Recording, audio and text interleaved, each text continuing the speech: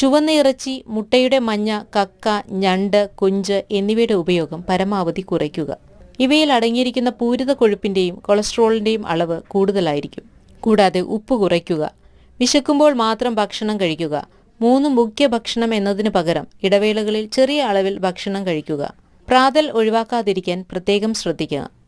Fruit ജ്യൂസുകൾ കഴിക്കുന്നതിനേക്കാൾ നല്ലത് പഴങ്ങളായി തന്നെ കഴിക്കുന്നതാണ്.